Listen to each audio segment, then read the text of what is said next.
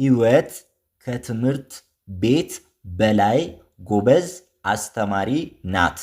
ሰላም እንደምን አላችሁ እንደምን ቆያችሁ በያላችሁበት ሰላምታዬ ይድረሳችሁ። ስራ፣ ጤና፣ ቆይታ ሁሉ ሰላም እንደሆነ ተስፋ አደርጋለሁ። ዛሬ ደግሞ በሌላ ቪዲዮ መጥቻለሁ ማለት ነው። እንደምትወዱት እርግጠኛ ነኝ ማለት ነው። ይሄ የኢትዮ ቲዩተር ዩቲዩብ ቻናል ነው። በአጋጣሚ ሰብስክራይብ ካላደረጋችሁ ሰብስክራይብ በማድረግ ቤተሰብ ሁኑ።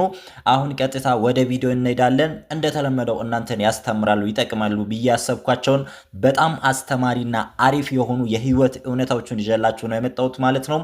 የዛሬው ቪዲዮ እንዳያመልጣችሁ። በእውነት ሁሉንም እንደምትወዷቸው እርግጠኛ ነኝ ማለት ነው።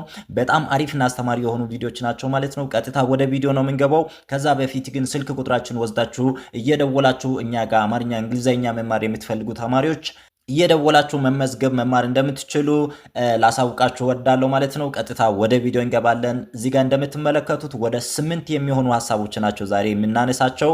እነኚህ በጣም ትክክለኛና አስተማሪ የሆኑ ሀሳቦች ናቸው። እንደምትጠቀሙባቸው እርግጠኛ ነኝ ማለት ነው። ስለዚህ ከመጀመሪያይቷ እንጀምራለን። ኦኬ፣ የመጀመሪያይቷ ምን ትላለች? በአሁኑ ሰዓት ውበትህ መልክህ ሳይሆን ክስህ ነው። አያችሁ? በአሁኑ ሰዓት ውበትህ መልክህ ሳይሆን ክስህ ነው፣ ወይም በአሁኑ ሰዓት ውበትሽ መልክሽ ሳይሆን ክስሽ ነው ይላል። አያችሁ? ይህ ሀሳብ አሁን በጣም ትክክለኛ የሆነ ሀሳብ ነው። እንደምታውቁት በዚህ ሰዓት ኪሱ በጣም አሪፍ የሆነ ኪሱ በጣም ቅባት ያለበት ሰው የትም የሚፈለግ ሰው ነው እንደምታውቁትና ይህን ነገር መርሳት የለባችሁ ማለት ነው። ስለዚህ እንደ ድሮ አይደለም። በዚህ ሰዓት አሁን የትኛውም ነገር ከአቅማችሁ ምን ያክል ገንዘብ አላችሁ በሚለው ነው የሚወሰነው ማለት ነው ቤተሰቦቻችን። ስለዚህ ውበት እንደ በፊቱ በመልክ ወይም በቁመና ወይም በሌላ ነገር አይደለም የሚለካው። ስለዚህ አሁን መልክ የሚለካው በኪስህ ነው ማለት ነው። ምን ያህል አቅም አለ በሚለው ላይ ውበት ይለካል ማለት ነው። ስለዚህ ይህን መርሳት የለብን ማለት ነው ቤተሰቦቻችን። ስለዚህ የመጀመሪያዊቷ ሀሳብ ትክክለኛና እውነት የሆነች ሀሳብ ናት ማለት ነው። ስለዚህ በአሁኑ ጊዜ ወይም በአሁኑ ሰዓት ውበት መልክህ ሳይሆን ክስህ ነው የሚለውን ሀሳብ አንደኛ ላይ ተመልክተናል ማለት ነው ቤተሰቦቻችን። በጣም አሪፍ ሀሳቦች ናቸው የዛሬዎቹ። በደንብ አድርጋችሁ እንደምትወዷቸው በጣም እርግጠኛ ነኝ። በአሁኑ ሰዓት ውበት መልክ ሳይሆን ኪስ ነው የሚለውን በመጀመሪያው ላይ ተመልክተናል ማለት ነው። አሁን ወደ ሁለተኛው እንሄዳለን። እናንተ ሁለተኛውን ከኔ ቀደም ብላችሁ ማንበብ ትችላላችሁ። አብዛኛው ተማሪኛ ቤተሰብ አሁን ማንበብ መጻፍ እየሞከራችሁ እንደሆነ ተስፋ አደርጋለሁ። ስለዚህ ከኔ ቀደም ብላችሁ እያነበባችሁ እኔ ሳነብ በራሳችሁን እያረማችሁ ብትሄዱ ይበልጥ የመጻፍና የማንበብ ብቃታችሁን እንድታሳድጉ ያበረታታችኋል ማለት ነው። በጣም አሪፍ። ሁለተኛይቷ እችን ትመስላለች። እችን ሀሳብ ደግሞ አሁን አንድ ላይ የምናነብ ነው የሚሆነው ማለት ነው። እናንተ ከኔ ቀደም ብላችሁ ማንበብ ትችላላችሁ ማለት ነው። ምን ትላለች? የሌላ ሰው ምስጢር፣ አያችሁ? የሌላ ሰው ምስጢር ላንተ ከነገረ የራስህን አትናገር ይላል። አያችሁ? የሌላ ሰው ምስጢር ላንተ ከነገረ የራስህን አትናገር። አየ ያ ማለት ምን ማለት ነው ቤተሰቦቻችን? አንድ ሰው መጥቶ የሌላ ሰውን ምስጢር ለናንተ ይህን ነገር ለሌላ ሰው አትናገር እያለ ከነገራችሁ ያ ሰው የናንተን ምስጢር ሰምቶ ለሌላ ሰው ሄዶ እንደዛ ይናገራል ማለት ነው ቤተሰቦቻችን። የሌላ ሰው ምስጢር ላንተ ከነገረ የራስህን አትናገር የሚለውን ሀሳብ ነው ሁለተኛ ላይ ያመጣውላችሁ ቤተሰቦቻችን። ከዚህ በፊት ገጥሟችሁ ሊሆን ይችላል። አንዳንድ ሰዎች በጣም ወሽካታ ናቸው። እንዴት ነው የሚያደርጉት? ከናንተ የሆነ ነገር ከሰሙ በኋላ ለሌላ ሰው ለመናገር በጣም ይፈጥናሉ እና ሄዶ ሲናገሩ ደግሞ ምን ይላሉ? ለአንድም ሰው እንዳትናገር ይላሉ። ከዛ እንደዛ እያሉ 1 3 4 ሰው ይናገራሉ። ከነሱ የሰማ ሰው ደግሞ ለሌላ ሰው ላንተም ለሌላ ሰው እንዳትናገር እኔም እንደዚህ ተብዬ ነው የሰማሁት ምናምን እያለ ሲናገር ወሬው ይደርሳል ማለት ነው ቤተሰቦቻችን። ስለዚህ የእናንተን ምስጢር የምትነግሯቸው ሰዎች የሌላ ሰውን ምስጢር የሚያከብር ሰው የሚጠብቅ ሰው እንጂ መሆን ያለበት የሌላ ሰውን ምስጢር አምጥቶ ለእናንተ ከነገረ ለዛ ሰው የራሳችሁን ምስጢር መናገር የለባችሁ ማለት ነው ቤተሰቦቻችን። በጣም አሪፍ። ሁለተኛይቷ ሀሳብን በጣም ደስ የምትል ሀሳብ ናት። የዛሬዎቹ ሀሳቦች 8ቱም በጣም አሪፍና አስተማሪ የሆኑና ትክክለኛ የሆኑ የህይወት እውነታዎች ናቸው ማለት ነው ቤተሰቦቻችን። ስለዚህ እስከ መጨረሻው በደንብ አድርጋችሁ እንድትከታተሉ አበረታታችኋለሁ። ሁለተኛይቷ የሌላ ሰው ምስጢር ላንተ ከነገረ የራስህን አትናገር የሚለውን ሀሳብ ሁለተኛ ላይ ተመልክተናል ማለት ነው ቤተሰቦቻችን። በጣም አሪፍና አስተማሪ የሆነች ሀሳብ ናት ማለት ነው። አሁን ወደ ሶስተኛው እንመለሳለን። ወደ ሶስተኛው ስንመጣ ደግሞ ሶስተኛይቱ ሐሳብ እችን ትመስላለች። እሷም በጣም ድንቅ የሆነች ሐሳብ ናት። ከኔ ቀደም ብላችሁ እንድታነቡ አበረታታችኋለሁ። ከዛ አንድ ላይ የምናነብ ነው የሚሆነው ማለት ነው። ምን ትላለች? ህይወት ከትምህርት ቤት በላይ ጎበዝ አስተማሪ ናት። አያችሁ? ህይወት ከትምህርት ቤት በላይ ጎበዝ አስተማሪ ናት። ይህ ማለት ምን ማለት ነው? ቤተሰቦቻችን እንደምታውቁት የሆነ ሰው እውቀት አለው ወይም የሆነ ሰው በጣም አዋቂ ነው የምንለው በጣም ብዙ ትምህርት ስለተማሪ አይደለም።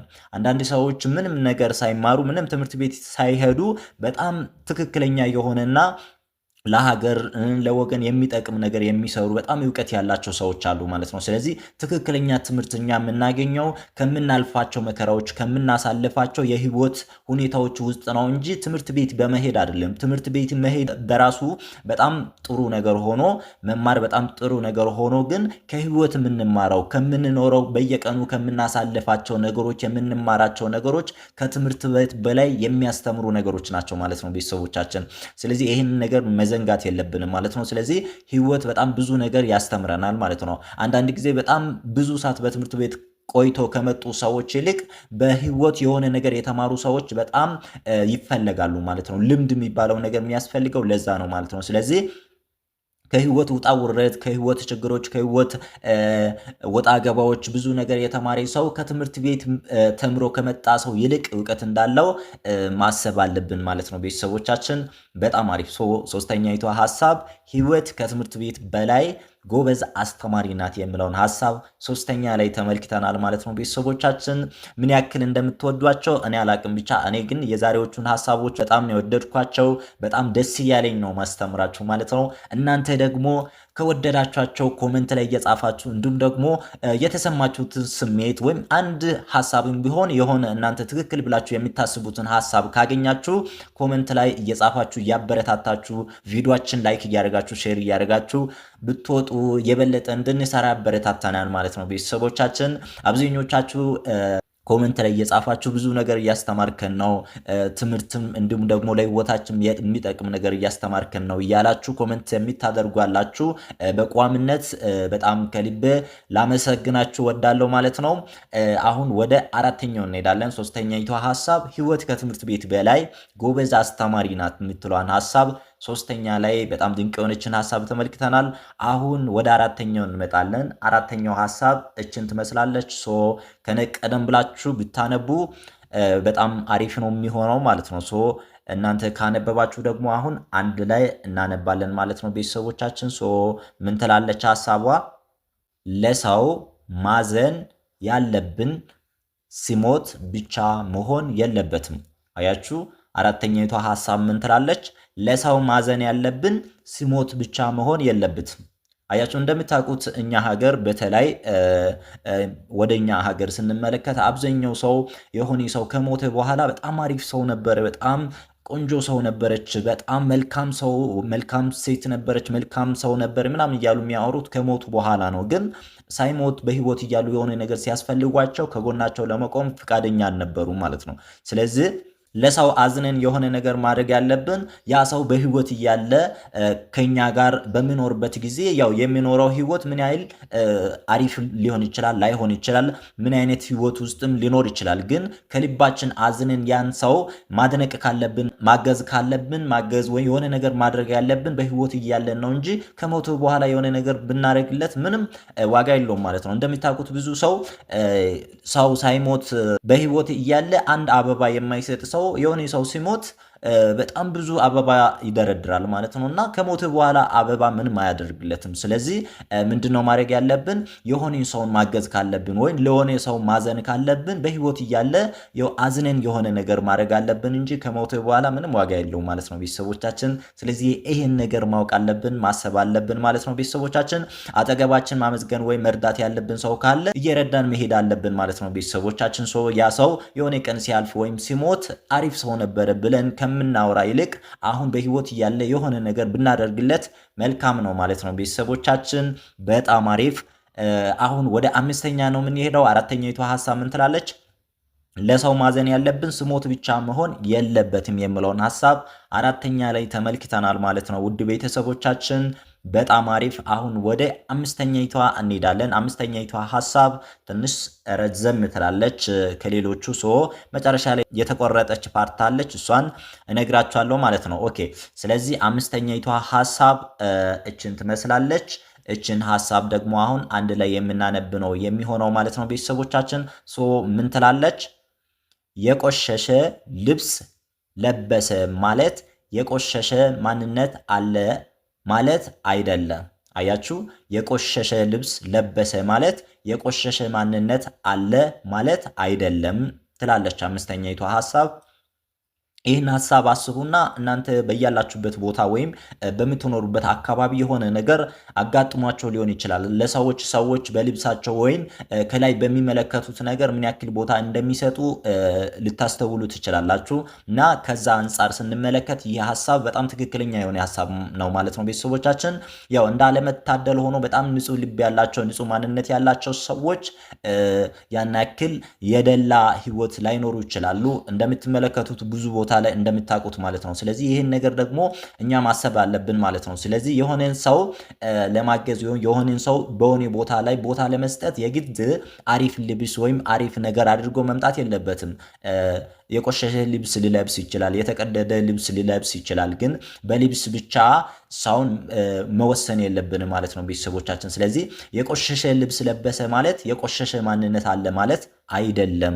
ስለዚህ ይህን ነገር ማወቅ አለብን ማለት ነው ቤተሰቦቻችን። አንዳንድ ጊዜ በቪዲዮ ምናምን ተመልክታችሁ ከሆነ አንዳንድ ሰዎች በጣም የቆሸሸ ልብስ ለብሶ እነሱ ጋር ሄዶ እርዳታ ሲጠይቁና አንዳንዶቹ ደግሞ በጣም ዝንጥ ብሎ ሄዶ እርዳታ ሲጠይቋቸው የሚመልሱላቸው መልስ በጣም ለየት ያለ ነው ማለት የተራቀ ነው ማለት ነው ቤተሰቦቻችን። እንደዛ የሚሆንበት ምክንያት ምንድነው? አስተሳሰባችን ነው። የሆነ ሰው የቆሸሸ ልብስ ወይ የወረደ ልብስ ለበሰ ማለት ማንነቱ እንደዛ የወረደ ነው ማለት አይደለም ቤተሰቦቻችን። አስተሳሰባችን ማስተካከል አለብን ማለት ነው። አምስተኛይቷ ሐሳብ እችን ትመስላለች። የቆሸሸ ልብስ ለበሰ ማለት የቆሸሸ ማንነት አለ ማለት አይደለም የሚለውን ሐሳብ አምስተኛ ላይ ተመልክተናል ማለት ነው። ውድ ቤተሰቦቻችን በጣም አሪፍ። ስለዚህ ቤተሰቦቻችን አምስተኛይቷ ምን ትላለች? የቆሸሸ ልብስ ለበሰ ማለት የቆሸሸ ማንነት አለ ማለት አይደለም የሚለውን ሐሳብ አምስተኛ ላይ ተመልክተናል ማለት ነው ቤተሰቦቻችን። አሁን ወደ ቀጣዩ ወደ ስድስተኛው እንሄዳለን።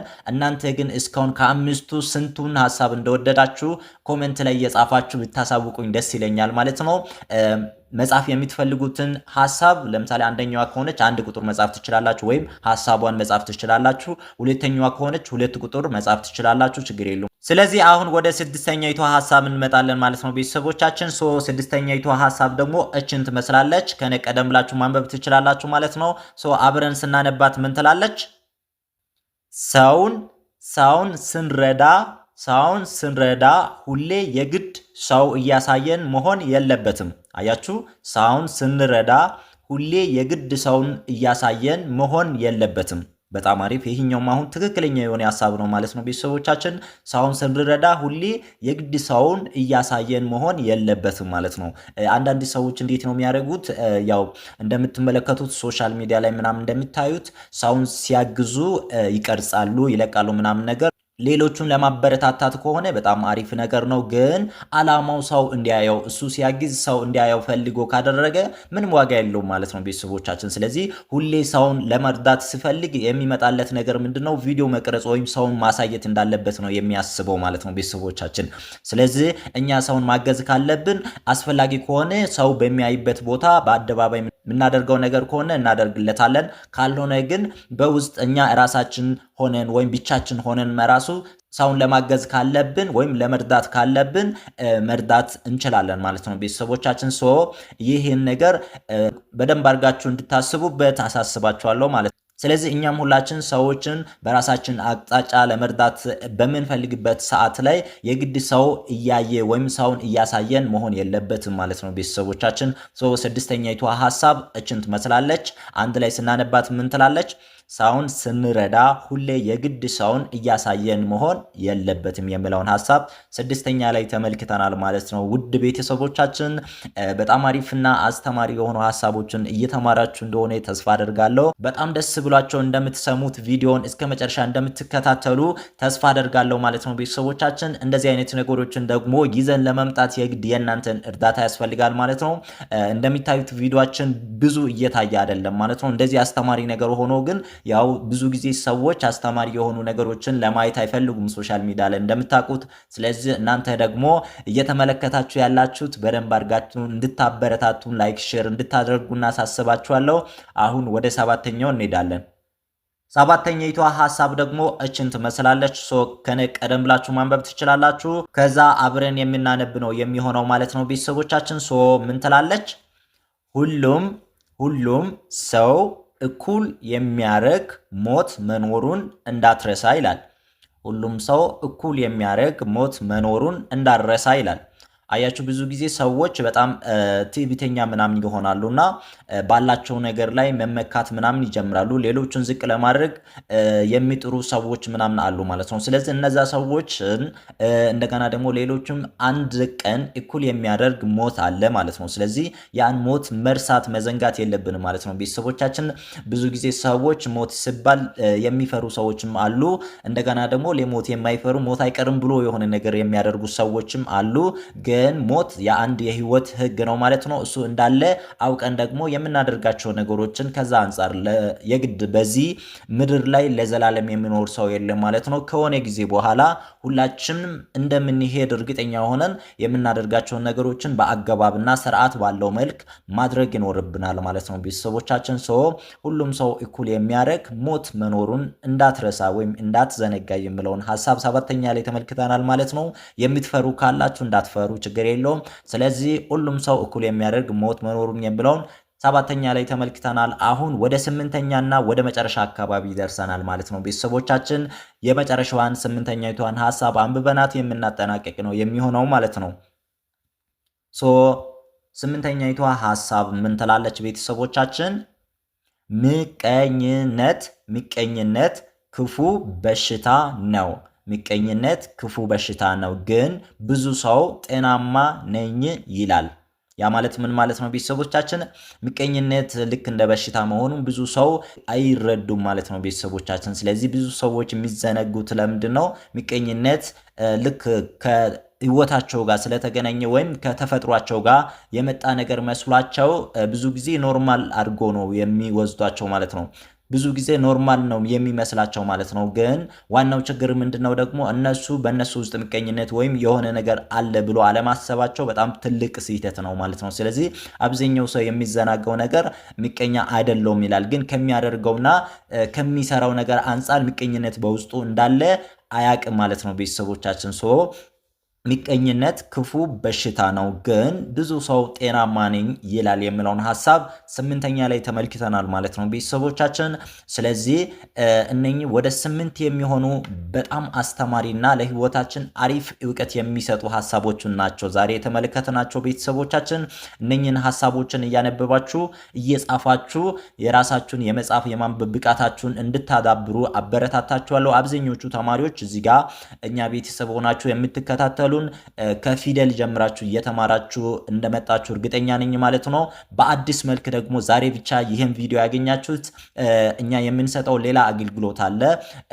አማርኛ፣ እንግሊዘኛ ከመሰረቱ ጀምራችሁ በተለያየ አጋጣሚ የትምህርት እድል ያላገኛችሁት በተለያየ ቦታ ሆናችሁ በያላችሁበት ቦታ ሆናችሁ መማር የምትፈልጉ ተማሪዎች ለእናንተ ያመቻቸንላችሁ አሪፍ እድል አለ። ስለዚህ ያን እድል ለመጠቀም ማድረግ ያለባችሁ አንድና ብቸኛው ነገር ምንድነው? በታች ባስቀመጥንላችሁ ስልክ ተጠቅማችሁ በኢሞ፣ በዋትስአፕ፣ በቴሌግራም እየደወላችሁ መመዝገብ ይኖርባችኋል ማለት ነው ቤተሰቦቻችን። ትምህርታችን ያው በክረምትም ይቀጥላል። በኦንላይን ስለምናስተምር ችግር የለውም። ስለዚህ እየተመዘገባችሁ መማር የምትችሉ መሆኑን ላሳውቃችሁ ወዳለው። ከዚህ በተጨማሪ ጥያቄ ካላችሁ ኮሜንት ላይ እየጻፋችሁ እየጠየቃችሁ መውጣት ትችላላችሁ። ካልሆነ ግን የወደዳችኋትን ሐሳብ አንድ ወይም ሁለት ሐሳብ ከነኚህ ከ1 እስከ 8 ካሉ ሐሳቦች እየጻፋችሁ ብትወጡ የበለጠ እኛ እንድንሰራ እንደገና ደግሞ ቪዲዮአችንም ወደ ላይ እየወጣ ለብዙ ሰው እንዲደርስ ያደርጋል ማለት ነው ውድ ቤተሰቦቻችን። ቪዲዮዎችን ስላዳመጣችሁኝ አመሰግናለሁ። ሁሌ ስለምታበረታቱን ኮሜንት፣ ላይክ፣ ሼር ስለምታደርጉን ከልብ ላመሰግናችሁ ፈልጋለሁ። በሌላ ቀን በአስተማሪ ቪዲዮ እስክንመለስ ድረስ ሰናይ ጊዜ። አመሰግናለሁ።